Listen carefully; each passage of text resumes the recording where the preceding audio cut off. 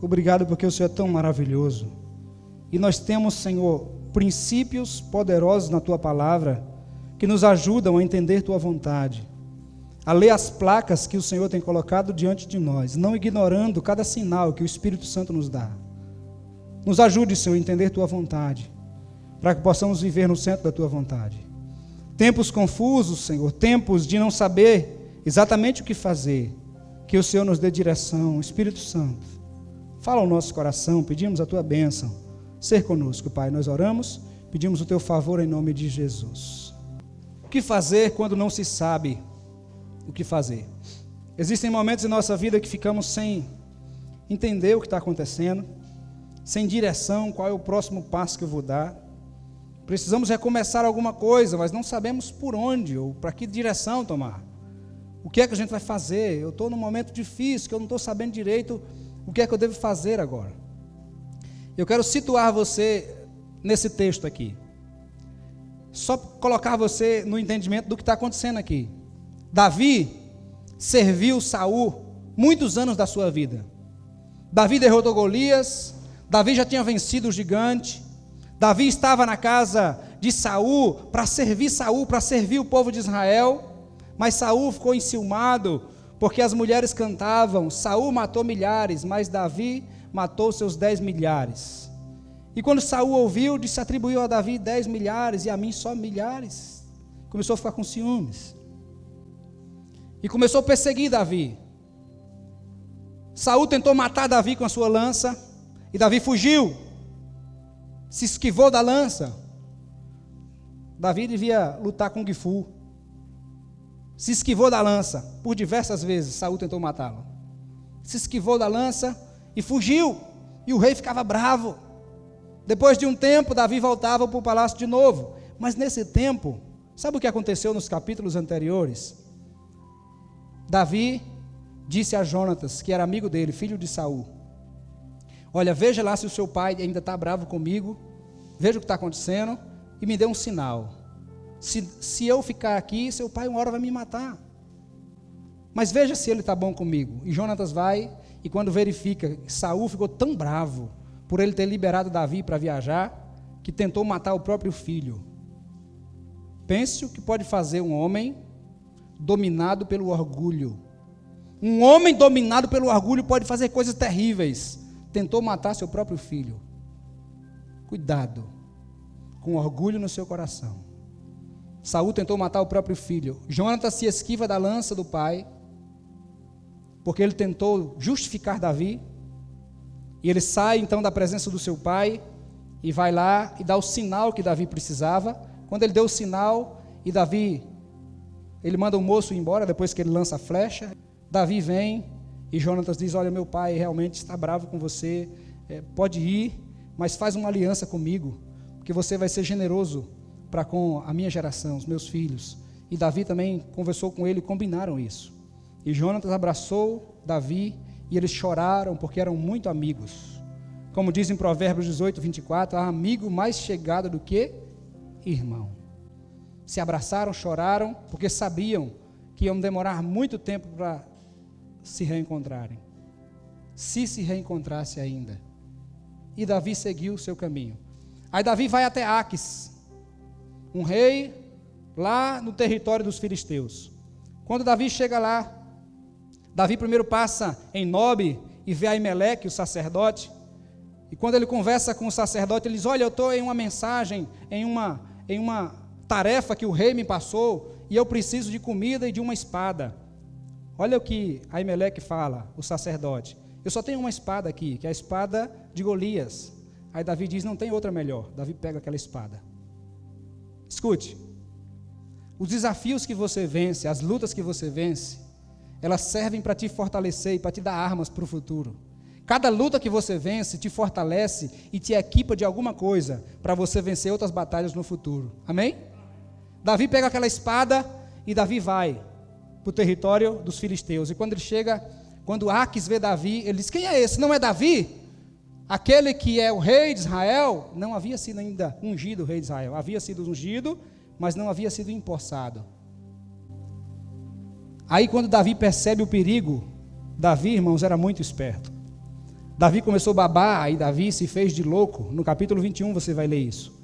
E Davi começou a fazer loucura e arranhar os portões do palácio, e fazer loucura e babar, e a baba escorria pela sua barba, e ele deu uma de louco. Aí o rei olhou e disse: por acaso me faltam loucos para poder me trazer mais esse Davi que enlouqueceu? Olha como esse homem está. Tira esse homem daqui. E Davi sai da presença daquele homem, e aí Davi entendeu que não poderia ficar ali. Aí olha o que Davi faz. O que fazer? Escute, irmão, o negócio era complicado. Voltar para Israel e ser morto por Saul a qualquer momento, até mesmo porque ele não queria matar Saul. Ele queria que Deus fizesse justiça no tempo certo. Não fez justiça com as próprias mãos. O que ele ia fazer? Os filisteus queriam matá-lo. Saul queria matá-lo. Para onde ele iria? Para onde ir? O que fazer quando não se sabe o que fazer? O que é que Davi ia fazer? Aí começa a nossa mensagem. Versículo 1 do capítulo 22. Depois disso, Davi retirou-se daquele lugar e fugiu para a caverna de Adulão. Tem um tempo que você tem que ficar isolado. Só você, 3 pessoas tem que ficar. Você e Deus. Você tem que tratar consigo mesmo e com Deus. Davi foi para um lugar sozinho, para um lugar isolado, para a caverna de Adulão. E o que acontece nesse tempo? Olha para o texto. Quando seus irmãos e toda a casa de seu pai souberam disso, desceram ali para se encontrarem com ele. A família foi se encontrar com Davi. Existe tempo na nossa vida que parece que as pessoas viram as costas para nós, e aí resta a nossa família, aqueles que nos amam de verdade e que se importam conosco. A família de Davi ficou sabendo disso. E aí, Davi, irmãos, era como um imã. Ele era líder. Ele atraía pessoas para liderar. Versículo 2. Ajuntaram-se a ele todos os que se achavam em dificuldade, todos os endividados, todos os insatisfeitos, e ele se tornou chefe deles. Cerca de 400 homens o acompanhavam. 400 homens bárbaros, 400 homens que viviam à margem da sociedade, começam a seguir Davi. Irmão, começou logo com uma multidão de homens. Agora, olha as qualidades dos homens: endividados, pessoas problemáticas, pessoas que se achavam em dificuldade, insatisfeitos. E Davi se faz líder desses homens. Agora, eu quero te dar pelo menos 3 dicas do que fazer quando não se sabe o que fazer. A primeira está no versículo 3. Dali, Davi passou para Mispá de Moabe e disse ao rei de Moabe. Davi encontrou um amigo, rei de Moabe, e disse ao rei de Moabe: peço-te que deixes meu pai e minha mãe ficarem convosco, até que eu saiba o que Deus fará comigo. Quando não se sabe o que fazer, quando você não entende qual é o projeto de Deus para você, qual é a direção que Deus quer que você tome, tem uma coisa que você nunca pode esquecer. Ante qualquer dificuldade, você precisa se lembrar que Deus deu um ministério a você chamado família. Deus te deu uma família para você zelar primeiro da sua família, encontrar um lugar seguro para a sua família. Então a primeira coisa é cuidar dos seus, cuide da família. A Bíblia diz que Noé entrou na arca, mas ele não entrou sozinho, ele entrou com sua família, seus filhos, suas noras. Vamos abrir um parênteses aqui. As noras faziam parte da família, então a sogra era família. Quantos casados tem aqui? Só para dar uma olhada por cima, casados. Aí, diga assim comigo: minha sogra é minha família. Não engasgou, não? Diga assim: minha sogra é da minha família. A família de Noé entra na arca. Olha lá, Martinha é uma sogra dele, já apontou para a sogra dele ali. Então, meu irmão, primeira coisa, proteger a casa, proteger a família, Porque Deus não vai lhe dar um projeto que leva você a desprezar a sua família ou prejudicar a sua família. Está comigo? Lembra de Jairo? Jairo era chefe da sinagoga, mas a filhinha dele estava doente, muito doente. E havia uma esperança de cura. Por Jairo ser o chefe da sinagoga, provavelmente ele tinha uma vida financeira boa. Mas os médicos não deram resultado, nem cura para sua filha. A filha estava piorando. Jairo então se humilha para ir até Jesus, porque ele diz, não, esse homem tem que ser de Deus. Tantos milagres que ele está fazendo. E Jairo desce do pedestal de religioso e vai até Jesus e diz, Senhor, minha filha está muito enferma, por favor, venha à minha casa para curá-la. E Jesus então pega em direção à casa de Jairo. No caminho, você conhece o texto que a mulher do fluxo de sangue vem e toca em Jesus. E quando ela toca em Jesus, ela é curada. Uma mulher que sofria de um fluxo de sangue há 12 anos. A filha de Jairo tinha aproximadamente 12 anos. As nossas histórias parecem que se misturam. Tem coisas que acontecem na minha vida e que eu tenho que entender que o irmão também está passando outras lutas e outras dificuldades ao mesmo tempo que eu estou passando lutas.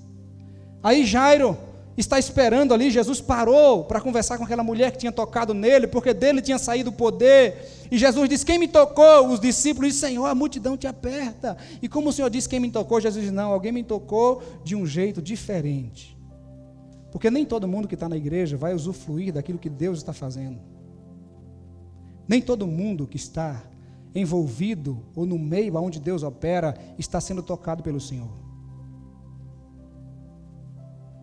Eu lembrei da experiência que o pastor Jeremias, é um homem de Deus, da igreja presbiteriana. Ele conta que participou de um culto, ele levou uns amigos dele para ir no culto, disse, o culto lá nessa igreja, uma igreja vai ser uma bênção, uma igreja grande. E chegou lá e disse que estava cheia a igreja, ele não tinha lugar para sentar perto dos amigos, e disse que sentou cada um no lugar, e disse que a pessoa que estava dirigindo aqui o louvor, disse, fala para a pessoa do lado que ela é linda, e ele disse que não gosta disso. Falar que é lindo. Ele disse, eu não tinha sentado perto dos meus amigos. Ele ficou logo zangado, né? O negócio de falar que é lindo, ficou zangado. Aí disse que o irmão dizia, vira para outra pessoa do outro lado e fala, você é lindo. E ele zangado, mais zangado ainda. Daqui a pouco, na hora da oferta, disse que o irmão falou assim, ei, você aí está roubando a Deus. Você é ladrão. E ele disse, não sou. Você não está entregando o dízimo e tal. Ele disse que pensou, não sou ladrão. E disse que com mais raiva ele ficou. E aí disse que o irmão falou, e agora você vai dar tudo que tem no bolso? Ele disse, não dou. Ele disse que foi para a igreja pensando, se o culto for bom, eu dou uma oferta boa. Mas ele disse, irmão, eu fiquei com tanta raiva que eu não quis nem dar oferta. Aí ele disse que na hora da pregação, e ele é uma bênção para pregar, ele disse que o cara que estava pregando, o pastor, não sei quem que era, disse que falou, o Senhor é meu pastor e nada me faltará. Está vendo, irmão? O texto diz, o Senhor é meu pastor. Aí ele disse que pensou, gente, que mensagem ruim. Irmão, você entendeu? O Senhor é o meu pastor. E ele disse, irmão, e ficou 30 minutos nessa pegada. Ele diz assim, eu me arrependi de sentar onde eu sentei. Se tivesse um lugar perto da porta, eu já tinha saído do culto. Eu já tinha ido embora. Se eu tivesse sentado pelo menos no fundo para eu sair. E ele disse que acabou o culto e ele envergonhado, né? Porque tinha levado os amigos lá para o culto. Quando saiu, disse que do lado de fora da igreja, disse que falou com os amigos, disse, rapaz, que culto, hein? Ele disse que já ia falar para criticar. Aí disse que um falou assim, sim, Jeremias, que culto abençoado. Quando ele mandou dizer assim, você é lindo, eu tinha um problema dentro de mim, que eu me achava feio. Quando aquela pessoa disse, você é lindo, eu senti Jesus me dizendo, você é lindo. Quando a outra pessoa do outro lado me disse, você é lindo, eu disse, meu Deus, Jesus está dizendo que eu sou lindo. Aí ele disse, Jeremias, eu fui muito abençoado. Aí esse falando ainda, o outro não terminou de falar, o outro disse assim, Jeremias, e na hora que ele falou assim, você está roubando a Deus. Ele disse, meu Deus, Deus me achou aqui. No meio do povo, Deus me achou, meu Deus. E quando ele disse assim, você vai dar tudo que tem no bolso, ele disse, dou mesmo, dou. Jeremias, dei tudo, Jeremias. Aí ele disse que já estava chorando. Quando foi eu para o outro, o terceiro disse que estava chorando também, e disse que falou, Jeremias, já chorando. Você não sabe de uma coisa, eu estava meio desanimado, mas quando ele falou e repetiu, Jesus, ele é o meu pastor. E Jeremias, quando eu escutei aquilo, eu senti que Jesus é meu pastor. Aí disse que já estava todo mundo chorando. Aí ele disse, irmão, eu já chorei também.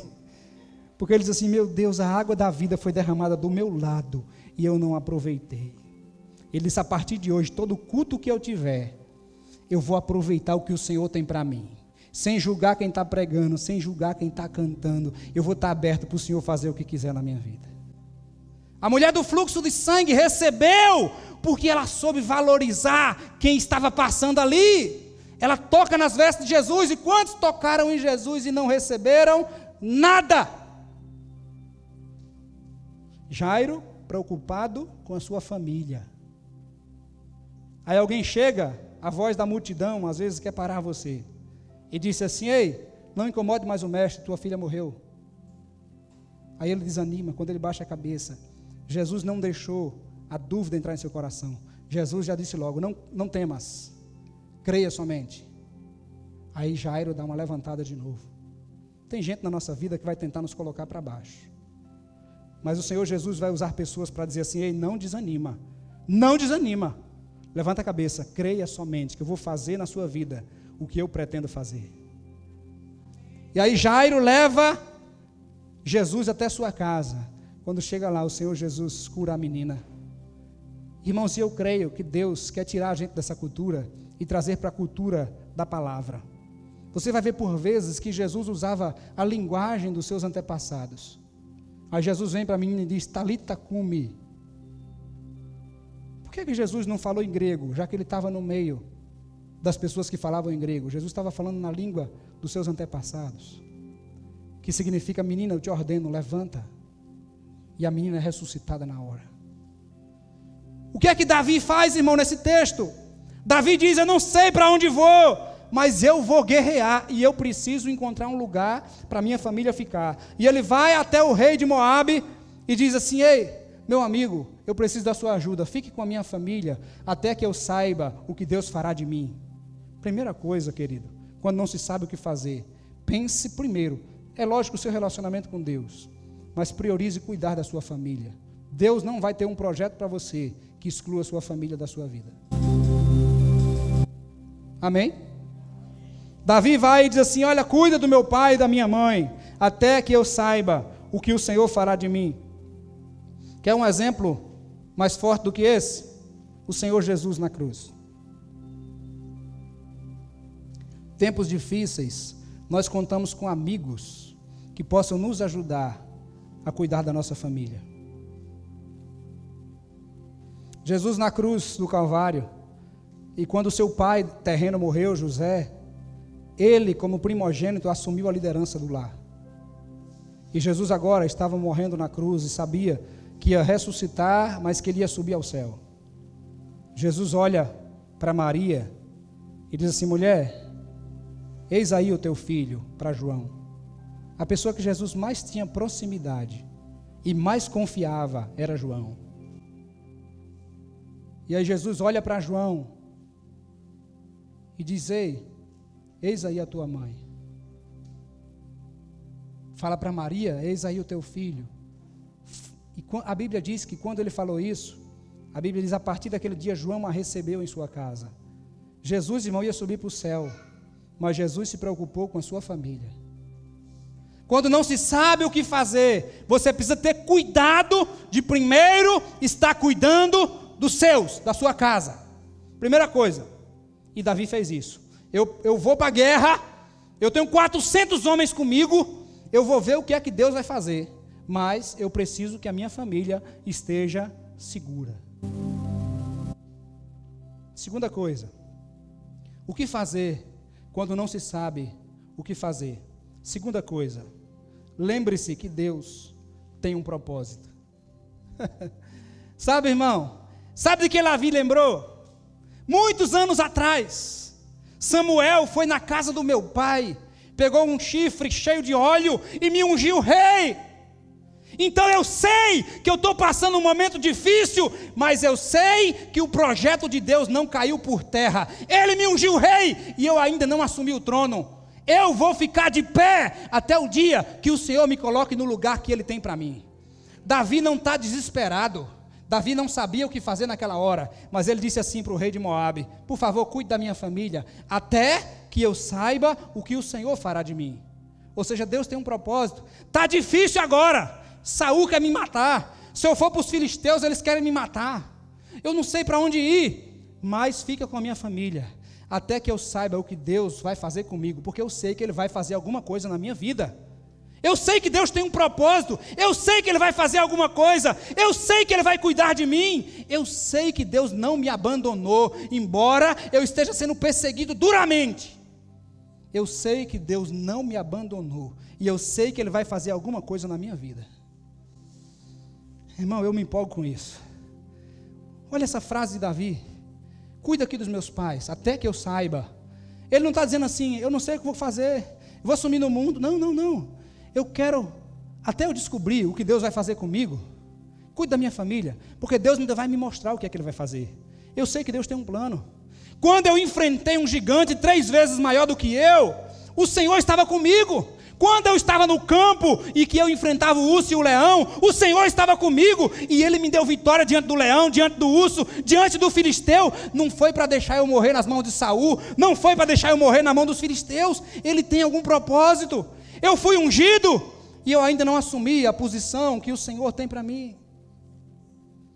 Então, meus pais ficarão aqui, minha família vai ficar aqui, até que eu saiba o que o Senhor vai fazer. Não sei ainda o que Ele vai fazer, mas eu sei que Ele vai fazer alguma coisa na minha vida. Está difícil, meu irmão? Está passando luta?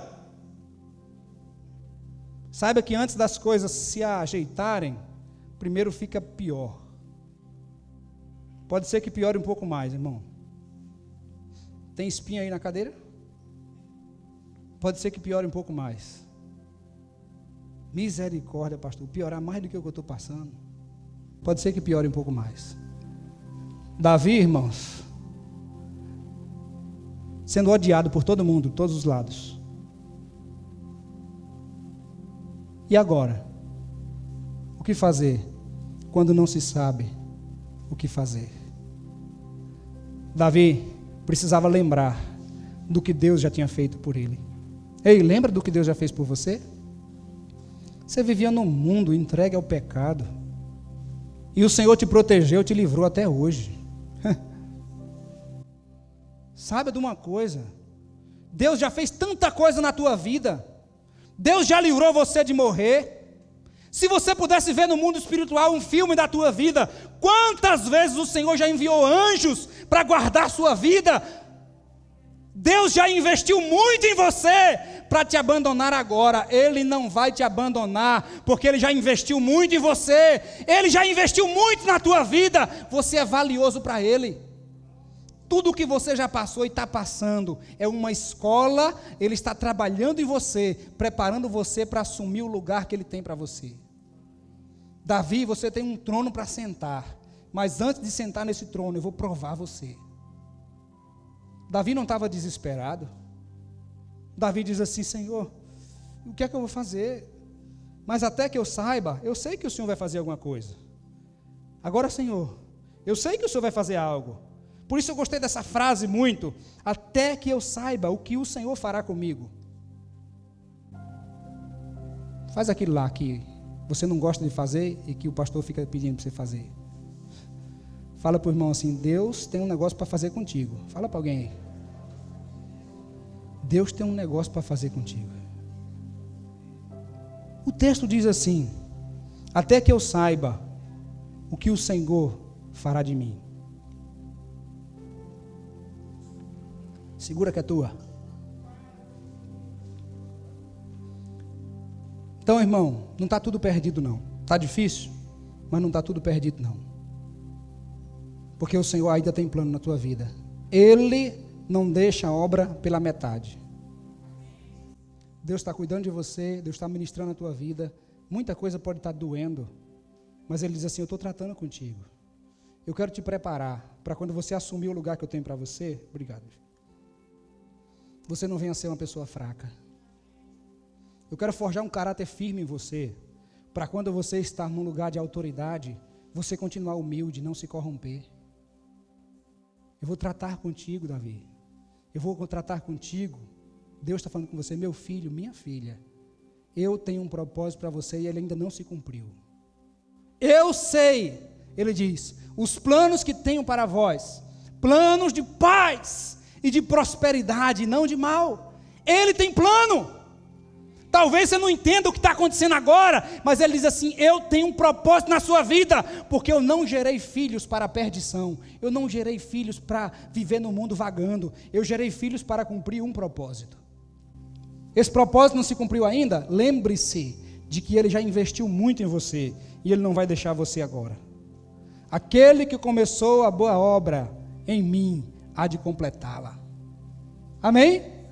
E por último, terceiro e último, o que é que eu devo fazer? Além de cuidar da família, além de lembrar do que Deus já fez, além de lembrar que Ele tem um propósito e não mudou, irmão, nada que lhe aconteça muda o propósito que Deus tem.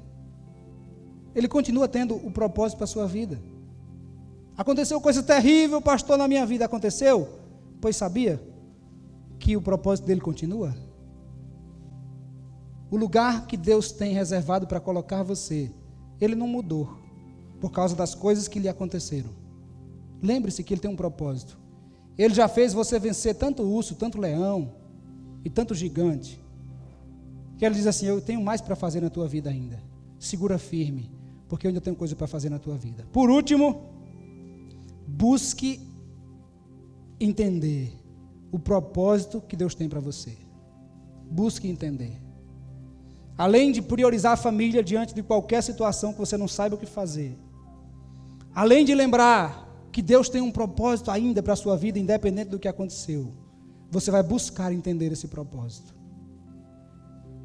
O texto, irmão, repete. Até que eu saiba o que Deus fará comigo. Eu ainda não sei. Até que eu saiba. Não sei ainda. Eu não sei ainda. Sabe o que Davi está dizendo? Eu preciso ainda descobrir o que Deus tem. Não sei ainda. Eu não sei qual o próximo passo dar. Eu não sei ainda o que fazer. Eu ainda estou em dúvida. Meu Deus, que direção eu vou tomar agora? Eu não sei ainda. Mas eu sei que Ele tem um propósito. E se Ele tem um propósito, o meu alvo é descobrir esse propósito. Meu alvo é entender o que é que Ele quer que eu faça. Meu alvo deve ser buscar a compreensão a respeito do direcionamento que Ele quer que eu tome agora. Porque se eu tomar um rumo errado, irmão, lembra-se do levita, o sacerdote, que a sua concubina traiu ele largou a concubina, aí ela foi embora para a casa do pai. Depois de alguns meses, ele sentiu muita falta dela, e aí mandaram um WhatsApp para o outro, e aí, vamos voltar? E aí ela disse assim, a gente volta. E quem sabe ele mandou uma mensagem, você está sozinha? Ela disse, estou sozinha. Você é o amor da minha vida. Ele disse, então beleza, vamos voltar, eu vou te buscar de novo na casa do seu pai. E foi. Quando chegou lá, o pai da concubina fez ele ficar na casa dele 3 dias. Comendo, bebendo, 3 dias. No 4º dia ele disse, eu vou embora. Levantou cedo para ir embora. Antes de ir embora, o pai dela disse, não, peraí, vamos comer primeiro, vamos ficar um tempinho aqui. E vamos festejar hoje, depois você vai, mais tarde você vai. E aí ficaram até mais tarde. Quando ele viu que já era tarde, ele disse, eu preciso ir embora. Ele disse, não, dorme aqui, amanhã você vai. Ele dormiu de novo. Quando foi no outro dia cedo, ele disse, já vou. Ele disse, não, vamos comer primeiro. Foram comer de novo. Comeu de novo. Quando foi mais tarde, ele disse, não, fica aqui, dorme. Eu lembrei do meu sogro, né? Quando a gente está lá em Luiz Eduardo, ele diz assim, dorme aqui. Não, a gente precisa ir. Aí antes de sair, ele disse, dorme aqui. E aí, o sogro dele diz assim, não, fica mais hoje. Aí ele dorme mais aquele dia, de novo. No outro dia de manhã, ele diz, agora eu vou. Aí o sogro diz, não, peraí, vamos comer primeiro. Aí eles comem de novo, bebem de novo. Quando é à tarde, ele diz, agora eu vou. O sogro diz, não, espera para amanhã. Ele diz, não, eu vou agora. Cuidado com as decisões. E ele sai. E o dia estava perto de escurecer, e ele passa por um lugar. E aí o conselho para ele foi, vamos pousar aqui, porque está anoitecendo. E ele diz: não, nós vamos seguir. Nós vamos parar numa cidade e outra cidade na frente. E eles seguem. Quando chega na outra cidade, está escuro e ninguém recebeu ele na casa. Um velhinho que estava vindo do campo, trabalhou até mais tarde, fez hora extra, ia passando na praça e viu aquele casal na praça e disse assim: olha, vamos para minha casa, lá eu tenho comida para os animais e lugar para vocês. Mas haviam homens naquela cidade, mesmo sendo cidade do povo de Israel, uma das tribos de Israel. Os homens viram aquele homem, e a perversão, quando entra na vida de uma pessoa, ele deseja coisas absurdas. Os homens viram e viram a casa que ele foi, e os homens disseram: vamos abusar daquele homem que entrou na casa de fulano de tal, o velhinho. A Bíblia não diz o nome dele. Para resumir a história, aqueles homens chegam na casa e mandam aquele senhor botar o homem para fora de casa para eles abusarem do homem. E aí o dono da casa diz: não, eu não posso, não faça isso, não posso fazer isso. E aí eles colocam a concubina do homem para fora da porta. Irmãos, toda vez que eu leio esse texto, me engasga. E ela saiu para fora, e aqueles homens abusaram da mulher a noite inteira. E pela manhã ela volta para casa, e ela chega e cai no chão, à beira da porta, e ela morre lá. Quando ele abre a porta para viajar no dia seguinte, ele vê o corpo da sua concubina ali, ele coloca ela na sua cavalgadura, e vai embora. Chega na casa dele, ele esquarteja, corta em pedaços e manda para as tribos de Israel.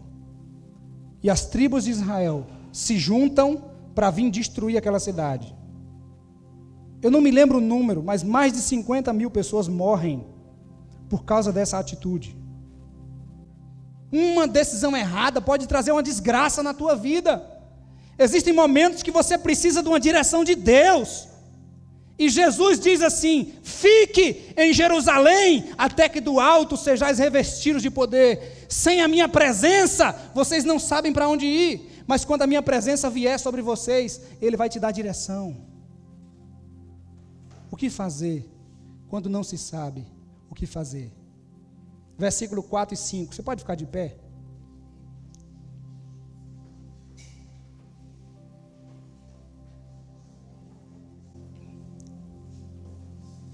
Cuidado com quem você ouve